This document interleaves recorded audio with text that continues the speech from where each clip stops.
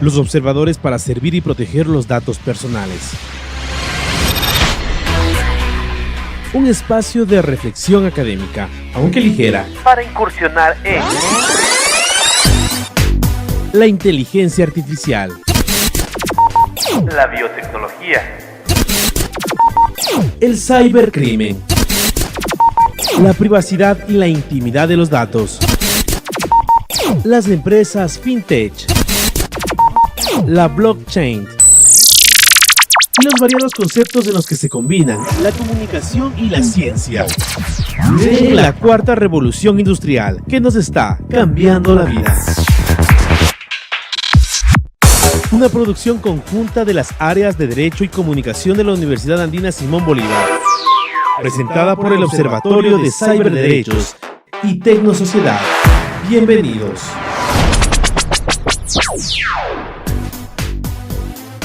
Buenos días, más bien fríos días a todos. Estamos de nuevo en el programa y como siempre iniciamos con el experto saludo de mi amigo Lucho. Dele, Lucho. Buenos días, queridos amigos, queridos oyentes. Bienvenidos a una nueva edición de su programa Los Observadores. Nosotros somos quienes observamos las tecnologías emergentes a la luz de las ciencias sociales. Y hoy tenemos un programa súper especial dedicado para emprendedores de tecnología, la gente que incursiona en la economía digital. ¿De qué se trata, estimado Gonzalo? Me parece que vamos a hablar de la industria 4.0. A este paso, no sé cuándo me pasé la 3.0, la 2.0. Yo no llegué ni a la 1.0. Así que veamos qué dice nuestro invitado al respecto. Y tenemos aquí a Paul Rivera para la entrevista. Cuéntanos quién eres, cuéntanos algo de ti, Paul, como es tradicional aquí en el programa. Muchas gracias, un gusto saludarles en esta mañana fría y pues encantado de colaborar y conversar un poquito más sobre este tema tan amplio. Mi nombre es Paul Rivera, yo soy ingeniero electrónico, especializado en temas de gerencia de tecnologías de la información, en asuntos empresarios y pues por supuesto que vengo casi unos 20 años trabajando en este entorno, en este ecosistema de empresa, sociedad, empresa pública, privada, siempre motivando el tema de tecnología desde un frente en la cual pues la tecnología se vuelve como un habilitador a la sociedad para poder agregar valor en cualquiera de los procesos. Entonces, desde este frente, pues la revolución industrial 4.0 vino y es una tendencia, hemos visto a partir de la pandemia, hoy inclusive con el tema guerra, son procesos que van acelerándose y la sociedad pues la toma, la adopta de manera natural, con grandes desafíos que vamos a conversar acá y con mucho gusto vamos a poder ahondar un poco más en cada uno de los temas, ¿no? Pero básicamente eso es el asunto de la industria 4.0. Muchas gracias por tu presentación y con esto entramos al primer segmento de nuestro programa, Interestelar, extraños futuros que nos afectan, inteligencia artificial, biotecnología y otras novedades de ciencia y tecnología. Y tenemos que la industria 4.0 presenta oportunidades para el emprendimiento en una nueva economía digital, aunque ahora se está hablando incluso de la economía de los datos o incluso del criptocapitalismo, ¿no? En este enorme contexto se nos viene el Internet de las cosas, la inteligencia artificial, el blockchain, y al parecer no estamos preparados lo suficiente para esto. El futuro ya está aquí y como señalaste, la pandemia nos mostró que muchos de los androides, robots y el Internet y la tecnología va a sustituir lo que hacen las personas. El 80% de todos los trabajos en 30 años va a desaparecer. Debemos pensar qué vamos a hacer al respecto. Con esto vamos a la primera parte de nuestra entrevista. Y tengo aquí, Paul, una pregunta de esas matadoras, ¿verdad? ¿Qué estrategias deberían seguir los empresarios ecuatorianos para aprovechar las tecnologías emergentes? Aunque antes sería importante que nos ubiques a la audiencia en esto de qué es la industria 4.0. Hay la industria 3.8, la industria 3.5. ¿Qué es esto de la industria 4.0? Con mucho gusto, Gonzalo. Mira, el tema de la industria 4.0 pues es una tendencia, digamos que es un proceso continuo que ha venido desde los años 90 evolucionando, debido a que el conocimiento y la información pues hoy son el activo más preciado de cualquier institución. Entonces, desde ese frente y desde también el frente sociedad, pues la cuarta revolución industrial lo que busca es poner en contexto el tema de los datos. El tema de los datos, el tema del conocimiento y por supuesto en todas las compañías el desafío es aprovechar en sus ejes estratégicos uno de esos temas puntuales con respecto a lo digital, con respecto a la adopción del tema tecnológico, pero no tanto desde un frente natural porque me toca, ¿no? Sino más bien desde un frente estratégico porque me ayudan a hacer las cosas que antes la hacía en menos tiempo. Entonces, básicamente, la revolución industrial del conocimiento es ese grupo de tendencias que justamente tú habías comentado, el tema de blockchain, el tema de inteligencia artificial, y tenemos un abanico de un montón de tópicos que las instituciones y también la sociedad, como no, las adopta para hacer la vida más fácil, para tener de alguna manera pues un modus vivendi, yo diría, un poco más claro, ¿no es cierto? Y también desde un frente más optimizador. Y en este contexto, ¿cuáles son las estrategias que deberían seguir los empresarios para ingresar a este nuevo mundo?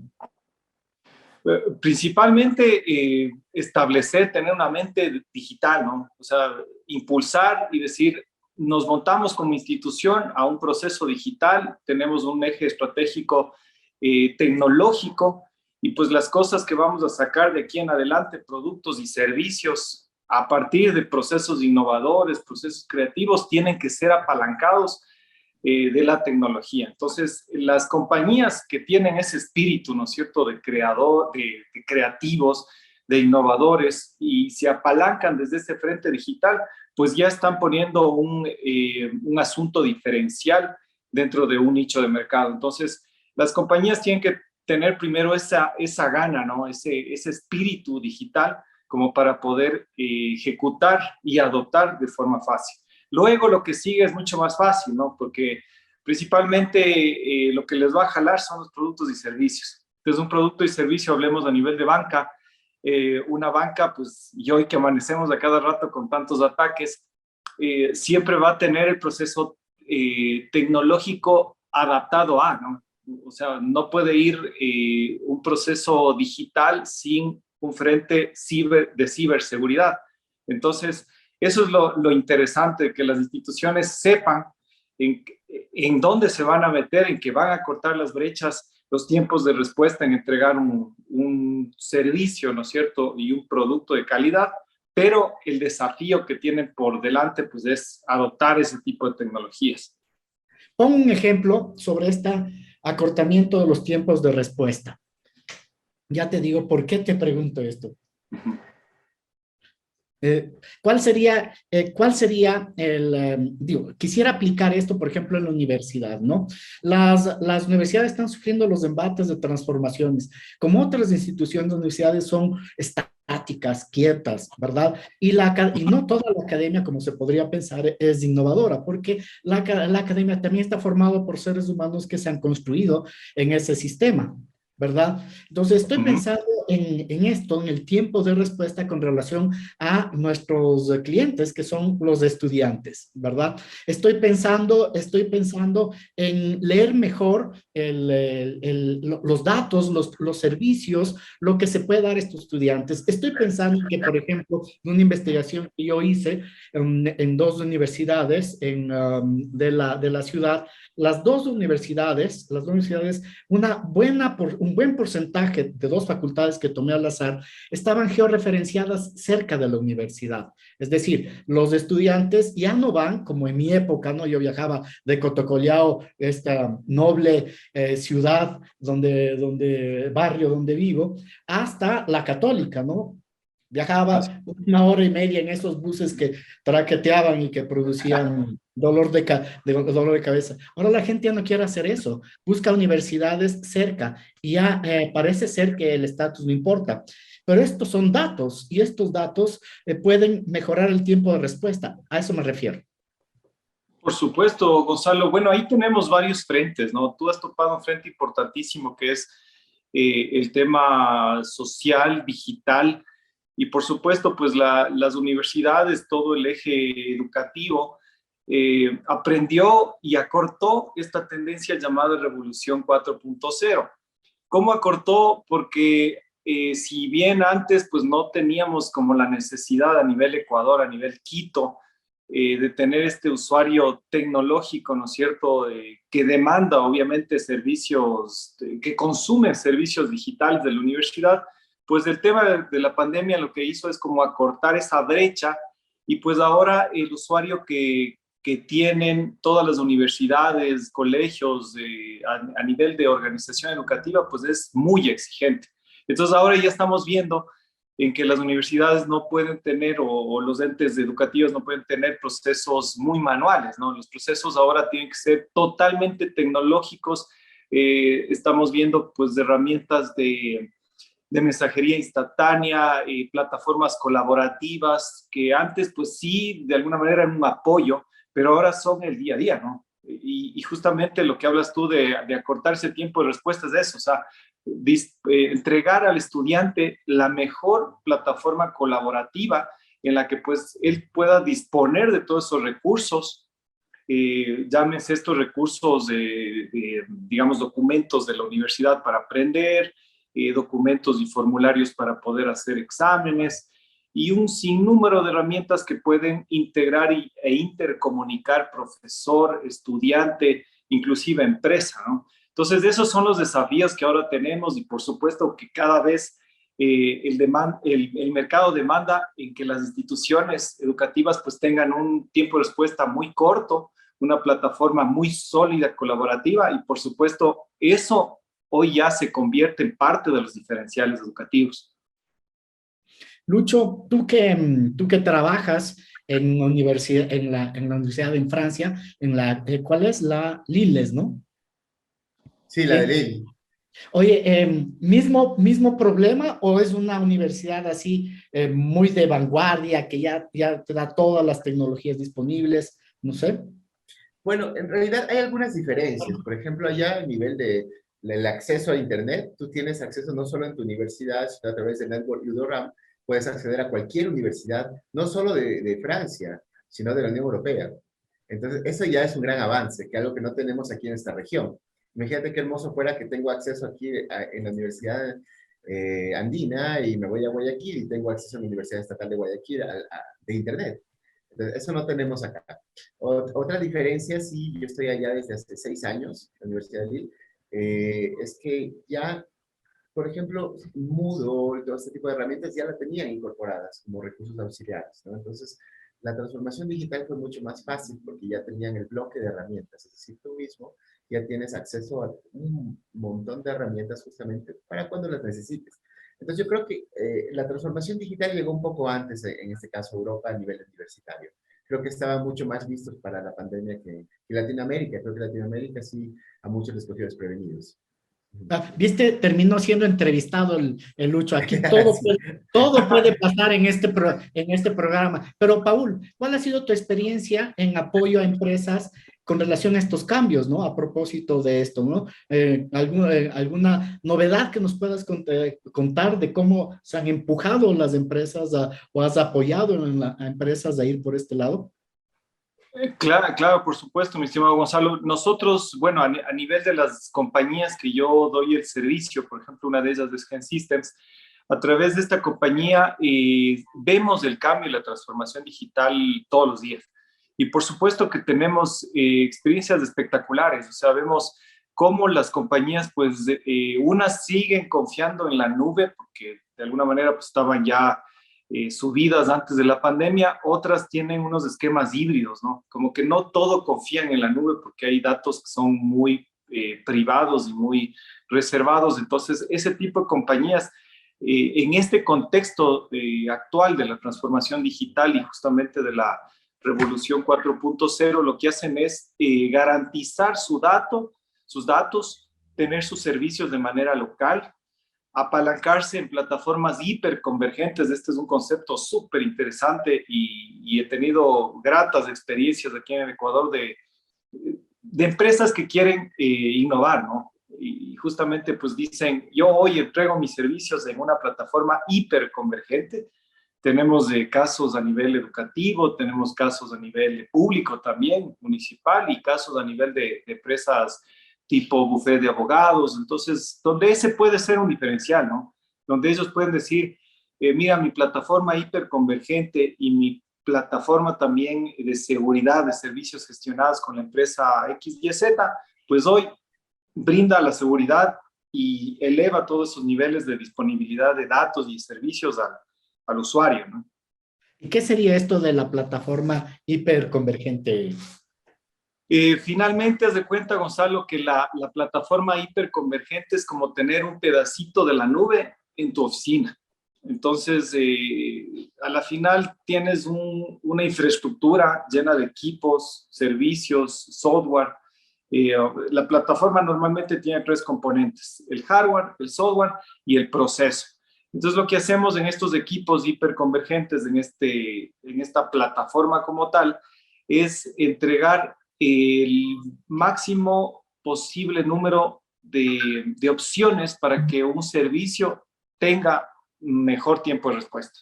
Haz de cuenta que en una empresa, un ERP, un software que entrega toda la administración de la compañía, puede estar en este esquema hiperconvergente, y si antes se caía 1 o 2 veces y te quedabas pues sin servicio X horas, pues con este tipo de plataformas hiperconvergentes, con el esquema nube, tú puedes tener un tiempo muy corto en entregar el servicio. Y otro de los asuntos interesantes de ese tipo de arquitecturas hiperconvergentes es que te permite ocupar el menor espacio en tu oficina. O sea, al final pueden estar por ahí en un rack pequeñito, con un poco de equipos de red, con algo de energía eléctrica, consumiendo muy poquito energía eléctrica, y finalmente tú tienes un servicio muy distinto a las compañías de la competencia. Entonces, ese es un tema súper interesante, hablando de esto de la industria 4.0. Claro, yo creo que eso va a transformar, quisiera volver al tema de la universidad porque nos afecta muy duramente, ¿no? Pero esto ya nos está transformando de forma, digamos, masiva, ¿no? Y Por con mucha supuesto. intensidad. Por supuesto, claro. Claro, o sea, tal es el caso, Gonzalo, que a nivel educativo, claro, ustedes como universidades, y pues yo también tengo experiencia a nivel de docencia, buscan en cómo entregar los mejores servicios digitales al usuario. Entonces, este usuario, este estudiante que viene hoy ya al esquema nuevo normal, porque ya hablamos no de un normal, sino de un nuevo normal, a exigir muchos servicios. Y si antes tenías pues una red desplegada inalámbrica, que de pronto soportaba unos 10, 20 usuarios, pues ahora vienen 100 usuarios y la carga es mayor. Entonces, eso involucra a que ya tienes que modernizarte, a que tienes que innovarte, que tienes que cambiar esos equipos, y que la administración tiene que ser también de alguna manera eficiente, ¿no? O sea, no tienes un batallón de gente para controlar tantas personas a nivel ciberseguridad, a nivel acceso a servicios. Entonces, hoy el desafío también es usar estas nuevas tendencias. Hiperconvergencia, hay una tendencia que se llama Software Defined Network, que a la final es todas estas redes encajan en una sola consola de administración de manera segura. Entonces, yo puedo saber X, Y, Z usuario que está ingresando a la universidad, cómo lo hace de manera segura, con efectos de ataque, sí o no. Entonces, hay tendencias que ahora, pues, de manera natural se pueden adoptar al eje educativo, y pues puede implementarse de manera transparente.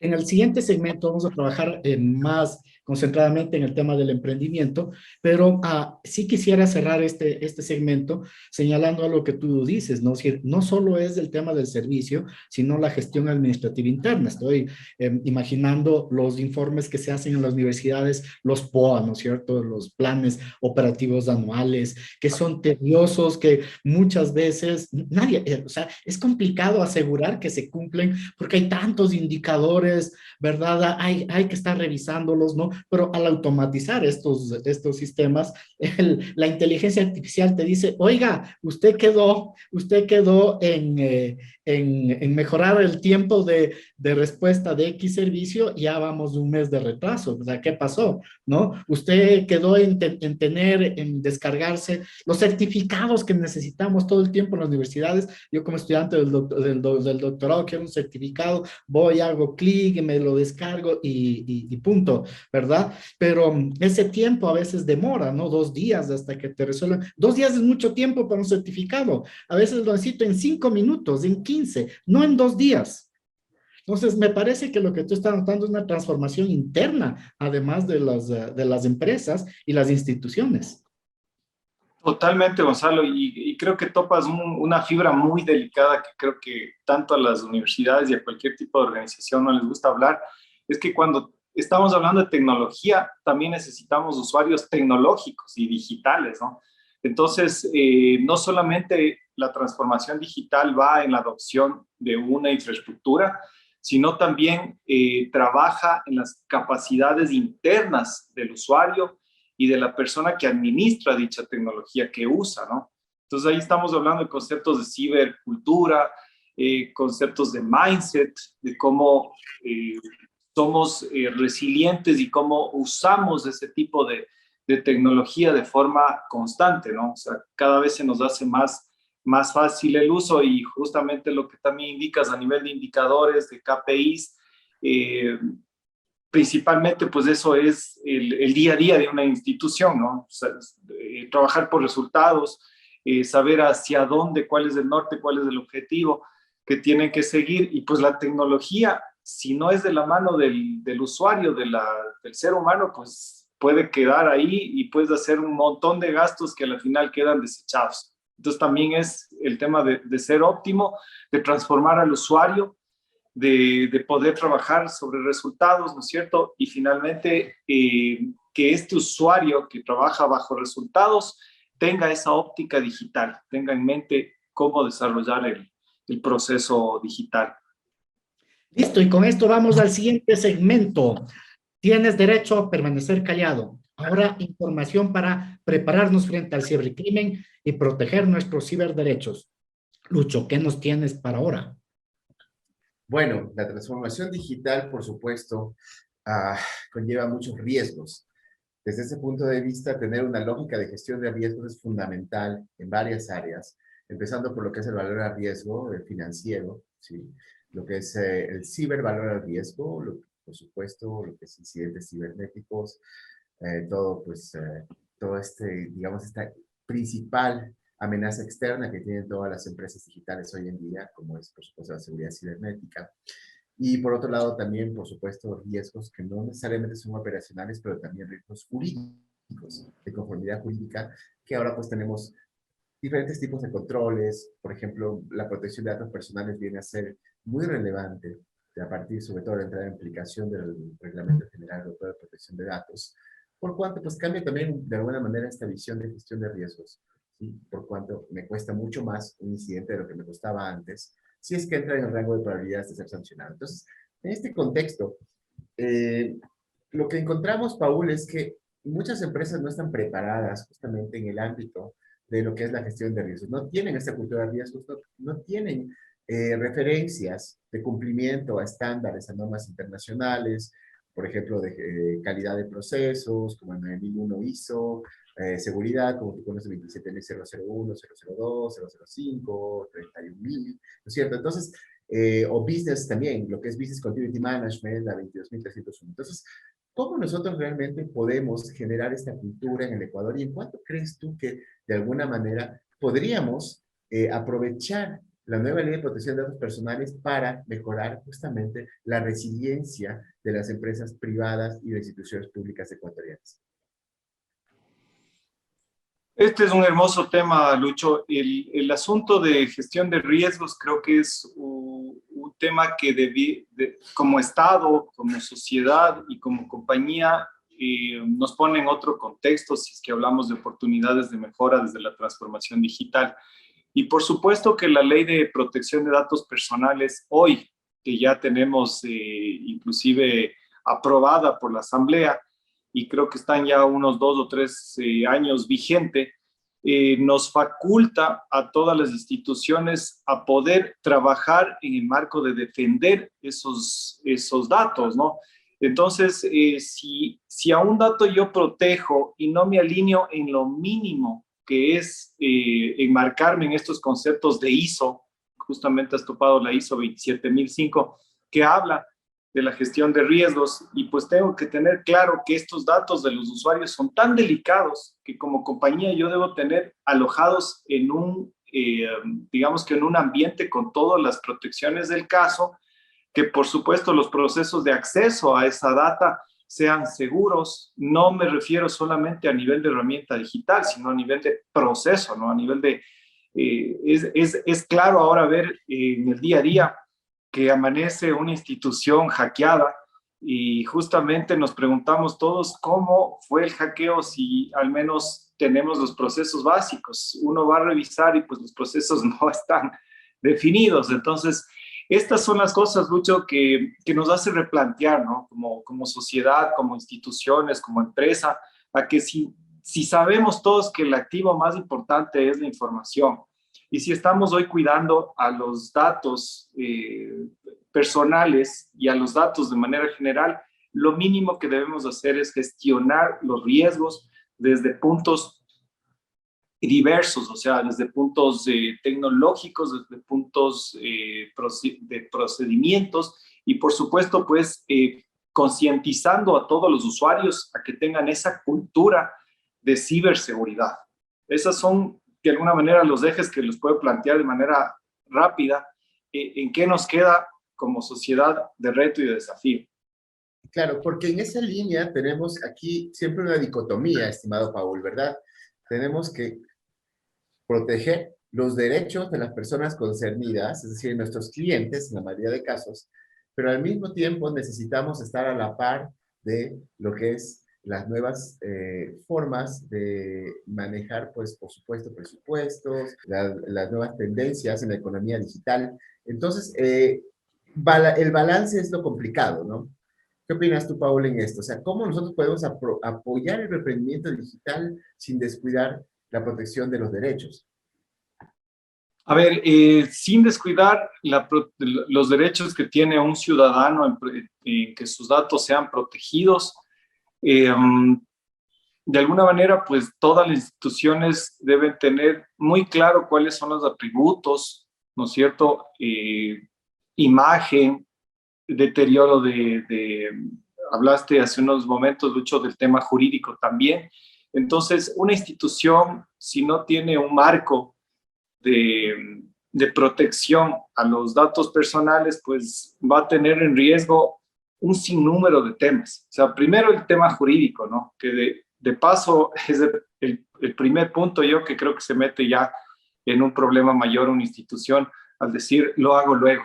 Entonces hoy yo creo que deberíamos comenzar por ese tema. El primero es el cumplir el marco jurídico a nivel país, instituciones públicas, privadas, ciudadanos, emprendedores. Necesitamos saber que cuando tenemos un dato personal, pues tenemos que resguardarlo como tal. Segundo, el atributo que uno puede tener como emprendedor, como compañía y como sociedad, llámese a imagen institucional, podríamos llamarlo un atributo destinado al tema económico. Entonces son atributos que se deterioran con la afectación, ¿no es cierto?, de tener un riesgo que se puede materializar a ese nivel si yo no puse todas las seguridades del caso. Entonces, haz de cuenta que finalmente, si yo no protejo, pues estoy afectando todos sus atributos que tienen que ser innatos de las instituciones. Oye, Paul, me dejas pensando a propósito del hackeo de los datos recientes en el municipio, que no dan ninguna explicación, es decir, no dicen esto pasó o incluso cuando lo dicen, dicen que fue un tema de, no sé, en el caso de de la ANT, fue alguien interno que dio las claves, ¿no? Pero me haces pensar que en cualquiera de estos casos, los procesos internos que aseguran la gestión de esos datos no sé cómo decirles, son inútiles y además son irresponsables. Y me parece que el municipio debería explicar exactamente, ¿no? Cómo se vulneró este proceso y mucho más, cuál fue el sistema que no se cumplió de seguridad. Por supuesto, Gonzalo. Ahí yo, aparte de inútiles, como bien lo has denominado, los procesos los llamaría inexistentes, porque a la final, pues, un municipio, un gobierno autónomo, lo mínimo que debe tener, inclusive esto es exigido por la Contraloría General del Estado, son sus políticas de seguridad de la información. Estamos hablando de ese marco de ciberseguridad amplio, en donde yo digo, estos son mis dominios al frente de las instituciones municipales, como es el caso del municipio de Quito, deben tener los insumos, pero mínimos, ¿no? O sea, necesito tener X, Y, Z, A, B, C, D en cumplimiento, necesito a las personas que administren este sistema de gestión de seguridad de información. Entonces, hoy por hoy, lo que podemos apreciar es un proceso inexistente. De igual manera, hace 2 años hubo una situación muy parecida en la empresa de agua potable, que también, o sea, lastimosamente el ciudadano no tiene memoria, y pues hoy es el tema de moda, el asunto del hackeo del municipio de Quito, pero hace 2 años teníamos el tema de la empresa de agua potable y ya nos olvidamos. Entonces, todo este tipo de cosas necesitamos siempre ponerlas en discusión, necesitamos ponerle un poco más de énfasis, diría yo, a nivel jurídico, porque a nivel de jurídico también nos queda por andar un muy buen tramo, o sea, en la parte de evidencia digital, en la parte de trazabilidad, lo que justamente tú comentas con el tema de cómo voy siguiendo a este procedimiento para saber qué pasó. O sea, necesitamos tener toda esa trazabilidad de por dónde van los datos, de qué sistemas se mueven, de cuáles son los dueños del proceso y quiénes son los custodios de administrar esos servicios. Entonces, si nosotros tenemos algún momento como país, digo yo, privado o público, ese tipo de claridad es otro andar. O sea, nos podemos enmarcar en vías mucho más importantes de calidad, de productividad, de otros temas, ¿no? Incluso puede ser que pongan en riesgo nuestra vida, es decir, puede ser mucho más grave incluso de lo que estás planteando. Imagino que si alguien obtiene los datos, dónde vivo, cuánto gano, ¿no? Dónde deposito mis cuentas, ¿no? Va a ser bastante más fácil esperarme en el cajero, como vemos que ocurre permanentemente, y saber que voy a retirar $5,000 y asaltarme y matarme. Y este tema va de la mano de la industria 4.0. Si el Estado tiene claro, tomando el ejemplo de Colombia, solamente por referenciarlo, allá existe un ministerio de las TICs que tiene clarísimo cómo puede ser adoptado la revolución cuarta a nivel de instituciones, ¿no? Públicas, privadas. Entonces acá nos hace falta ese eje rector que nos permita diferenciar cuáles son las tendencias que vamos a adoptar como sociedad para que justamente no tengamos este tipo de problemas, ¿no? Lo que comentas de que nos vean en el cajero automático, de que también puedan venir en la casa a través de nuestras cámaras, que muchos ya tenemos cámaras de seguridad en nuestros hogares. Entonces ya estamos hablando de un tema de ciberacoso. Y si el ciberacoso pues no es de alguna manera regido, protegido a nivel de Estado, pues poco o mucho podemos hacer. O sea, podemos hacer varios esfuerzos a nivel sociedad, pero si no tenemos apoyo del Estado, pues esos temas quedan ahí simplemente. Bien, y con este momento, y en este momento apocalíptico casi, pasamos al siguiente segmento de nuestro programa. Tecnomúsica y tecnocine. Un momento para escuchar y ver la tecnociencia en el cine. Y ahora, mi querido amigo Lucho escogió una película, pero qué bestialidad. Cuente, Lucho, pero te pasaste ahora con esa película. Cuente. ¿Aló? Sí, escuchamos. Bueno, sí, en realidad, pues, cuando hablamos de justamente de transformación digital, es bueno también ponernos de alguna manera a lo que es el pasado, a lo que ha sido pues todo lo que, cómo se ha visto el futuro básicamente, ¿no es cierto? Desde antes. Entonces, yo he escogido pues este soundtrack, primero por dos razones. Una, Space Odyssey, ¿sí? De Kubrick. Estamos hablando de una película visionaria que veía al año 2001 como el top de la tecnología, es decir, veíamos, pues, ustedes recuerdan, supongo que la vieron, ya pues todo en transbordadores espaciales, y que empieza desde la evolución de los monos, ¿no? O sea, si bien recuerdan las primeras escenas, cuando los adquieren la conciencia de cómo hacer armas, que quiere decir medios de producción, ¿no? Me parece muy interesante todo eso. Entonces, ya pasamos 1968, ¿no? el 68. El 68 la Sí, película, ¿sí? sí, por supuesto. Parece que fue publicada en 69, no estoy muy seguro, pero 68 me parece que salió la idea de Kubrick. Entonces, a la final, lo interesante es cómo veían en ese tiempo, por decirte, como el New Wave decía, los bailes de robots en los 80s, cuando tú andabas en discotecas, Gonzalo, ¿no es cierto? Así bailaremos en el futuro.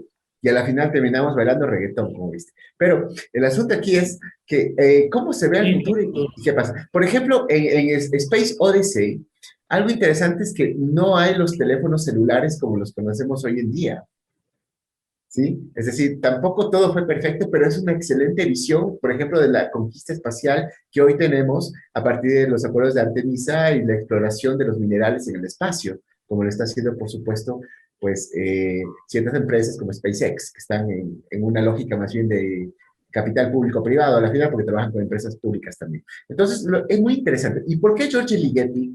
Ligeti, en cambio, como es parte del soundtrack. El soundtrack de Odyssey 2001 es genial. Yo le recomiendo a cualquiera que tenga insomnio y quiera dormir, porque te lo pones y duermes, pero y tienes unas pesadillas hermosas, ¿no? Entonces, es muy interesante. Ligeti es uno de los compositores de vanguardia del siglo XX más reputados, y por supuesto el tema es bastante escalofriante, ¿no? Es como estar en una refrigeradora espacial. Escuchaba la música y parecía que iba a llover, ¿no? Qué fuerza de sonido. Bien, continuemos entonces con la siguiente parte de la entrevista. Lucho, ¿podrías ingresar tú a esta parte? Me parece que tienes pendiente algo aquí. Mi pregunta ya va un poco más ligera, pero más bien una visión tuya como emprendedor, como experto en seguridad y sobre todo que trabajas mucho en el sector privado, en la innovación, Paul. Eh, ¿Qué opinas tú? ¿Llegamos a las expectativas de Odyssey 2001? ¿Cómo vemos el futuro?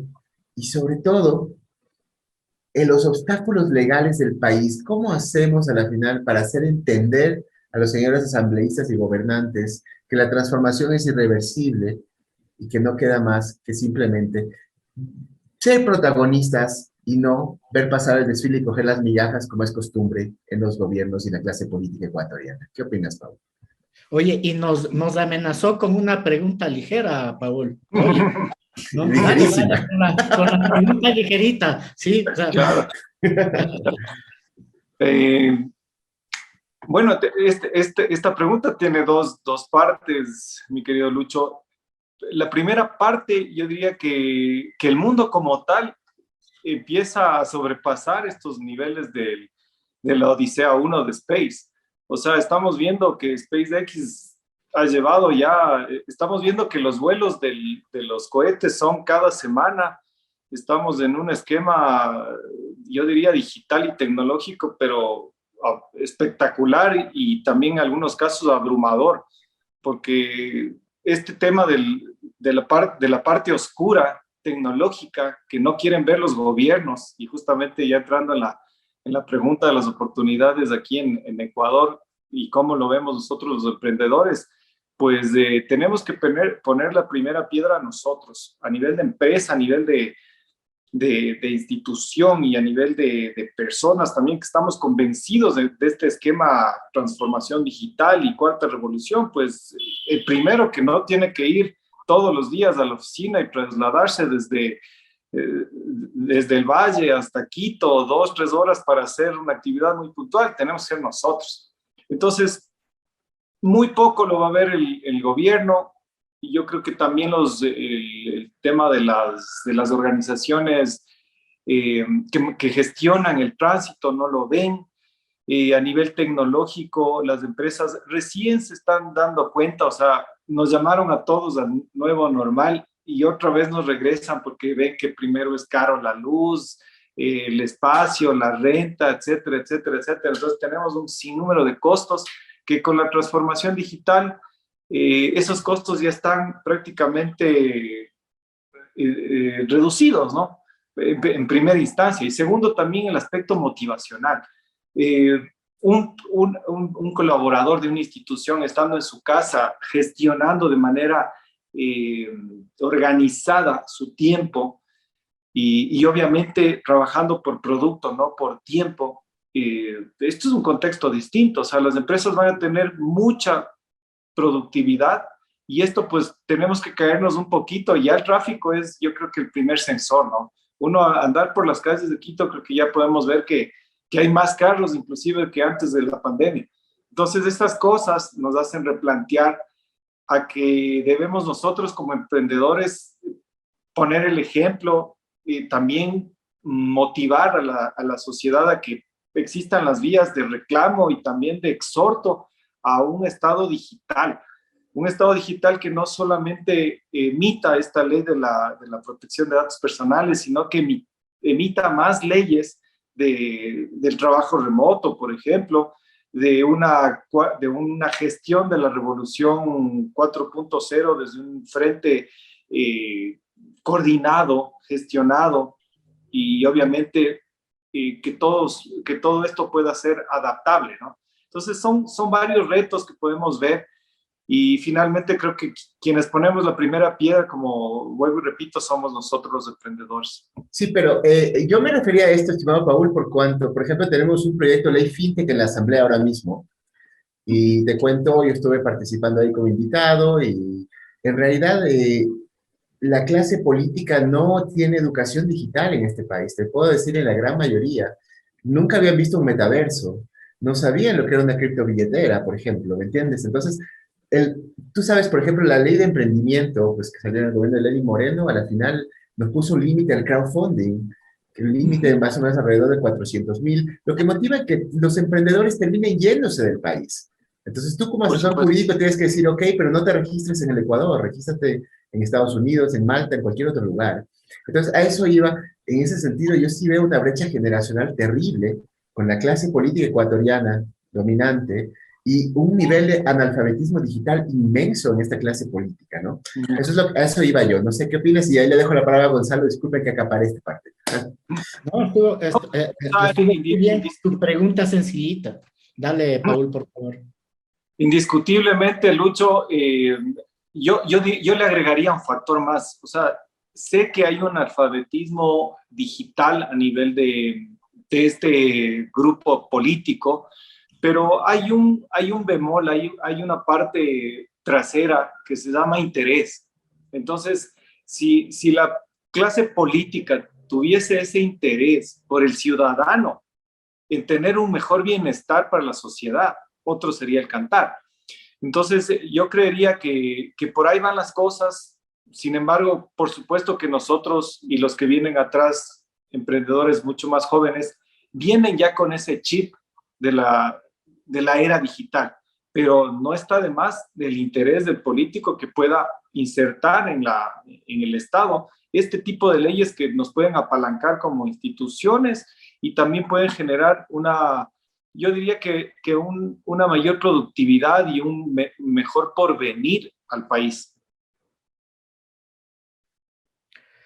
Pero bueno, ahí tenemos un serio problema que ya lo dice Harari, es decir, tenemos una sociedad que requiere alta información, altos conocimientos, y tenemos a asambleístas en la mayor de la ignorancia, en la peor de las corrupciones, y un sistema que está funcionando así. Pero me parece que Lucho acaba de aventar algo que siempre lo discutimos acá, Lucho, que es también el tema de las universidades, ¿no? Las universidades debemos también ingresar a estos sistemas en varios frentes, y uno de esos frentes es el desarrollo tecnológico de la propia institución universitaria, ¿verdad? Lo que tú dijiste al cortar los tiempos de respuesta, mejorar la vinculación con la sociedad. Ahora podemos vincularnos con la colectividad como antes nunca era posible. Antes necesitábamos las extensiones universitarias para llegar a zonas del país con la capacitación. Ahora podemos estar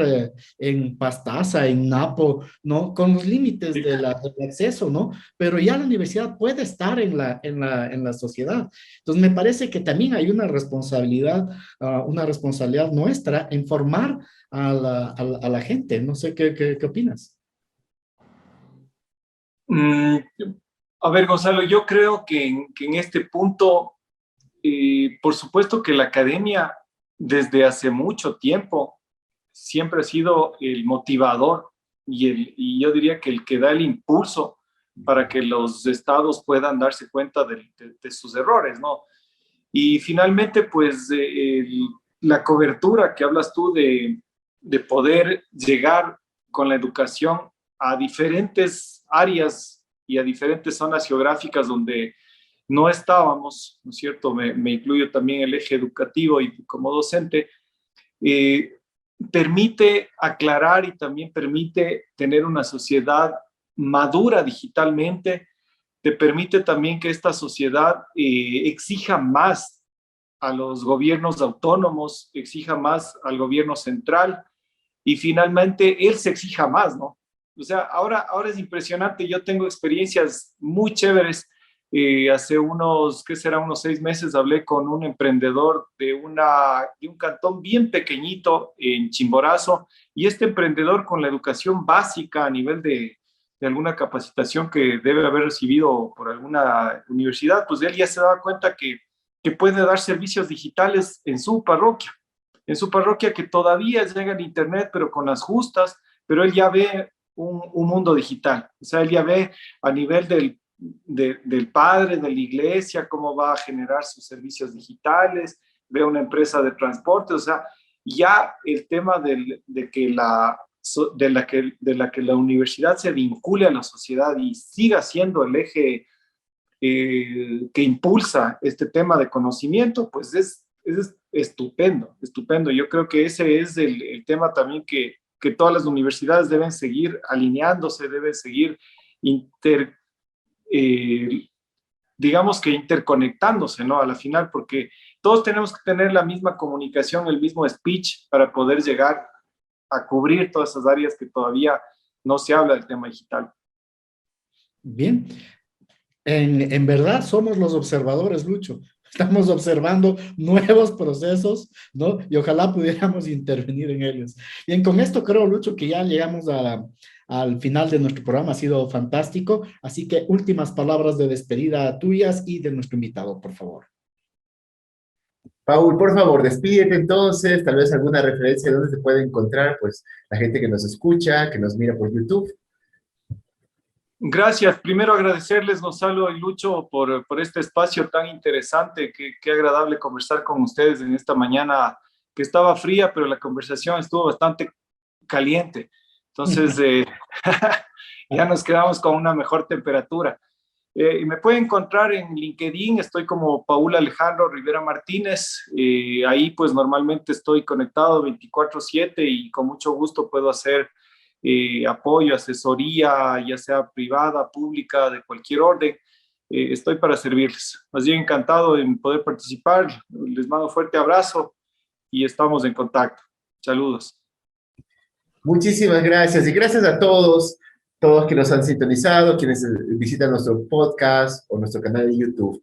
Será hasta una próxima emisión de Los Observadores la próxima semana, como pues las tenemos todos los días miércoles. Gonzalo, despídete y nos veremos conmigo la próxima semana. Gracias, Paul, gracias, Lucho. Un abrazo a todos. Un abrazo cálido. Chao. ¡Viva la tecnología! ¡Chao! Cerramos. Cyberderechos y Tecnosociedad. Un espacio de reflexión académica para incursionar en los variados conceptos de ciencia y tecnología de la cuarta revolución industrial, que nos está cambiando la vida. Una producción conjunta de las áreas de Derecho y Comunicación de la Universidad Andina Simón Bolívar, presentada por el Observatorio de Cyber.